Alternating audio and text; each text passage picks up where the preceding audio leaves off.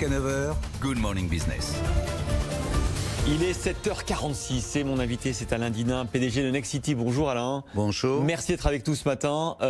On l'a entendu dans le journal, avec cette étude sur les prix de l'immobilier. Ça flambe, le prix de l'immobilier neuf flambe, plus 3,5% en 6 mois. Et vous avez l'explication, Alain Dinin. Je ne sais pas si j'ai l'explication, mais déjà on peut faire un commentaire, c'est une mauvaise nouvelle. Ah, mais très mauvaise nouvelle. C'est une mauvaise nouvelle. Parce que pour les accédants à la propriété, qui achètent notamment vos promotions, c'est un obstacle de plus. Alors en fait, ce que ça dit, c'est qu'on n'a pas réussi, le gouvernement n'a pas réussi le choc de l'offre, donc on manque d'offres.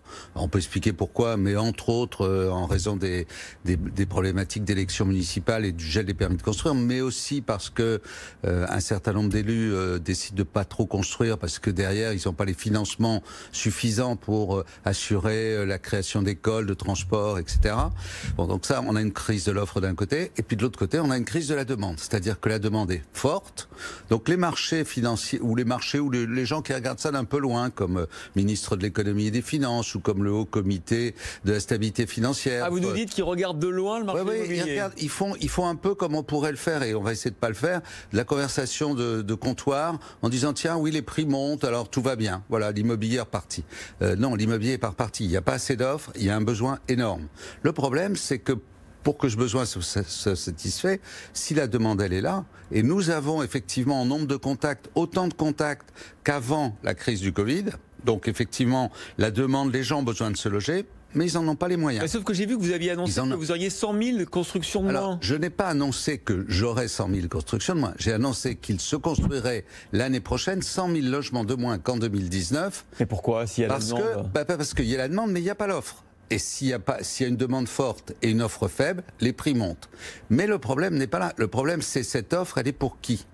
Effectivement, quand les prix montent, quand les taux d'intérêt montent, quand les conditions de crédit se durcissent, eh bien ce sont toutes les classes moyennes, tous les gens qui ont peu de revenus, qui ont, contrairement à ce qu'on pense, pas d'épargne disponible, parce que là aussi, certains grands spécialistes disent oui, mais il y a tellement d'argent dans les bas de laine, les 55 milliards accumulés. On va les faire mettre sur le logement. Le problème, c'est que le bas de laine, il est plutôt chez des gens comme moi, de mon âge, qui peut se poser la question de savoir comment réinvestir dans l'économie. Dans l'immobilier, pourquoi je réinvestirais dans l'immobilier ? Je suis un rentier, et puis on considère que de toute façon je produis rien. Bon. Ça, c'est ce que dit Emmanuel Macron. Oui, c'est ce que dit Emmanuel. Sans le citer. Voilà, sans le citer, mais on peut le citer. Et ce que disent aussi les membres de son gouvernement. Donc au final, les classes moyennes ne peuvent pas acheter. Un chiffre quand même qu'il faut avoir en tête, il faut arrêter d'être hors sol et de faire des conversations de salon. Un Français en médiane, c'est-à-dire il y a autant de Français qui gagnent cette somme-là que de Français qui ne la gagnent pas. Un couple de Français avec un enfant, c'est moins de 3 800 euros. Donc à 3 800 euros, quand les prix montent, que les taux de crédit augmentent et que la Banque de France décide que vous n'avez pas le droit d'emprunter sur plus de 25 ans et surtout pas plus de 33% de vos revenus, eh bien vous avez toute une partie de la population qui ne peut plus acheter. Donc ça, c'est la faute du Haut Conseil de stabilité financière qui a redit qu'il ne fallait pas aller au-delà de 33% et au-delà de 25 ans. C'est pas de la faute, c'est un manque d'analyse.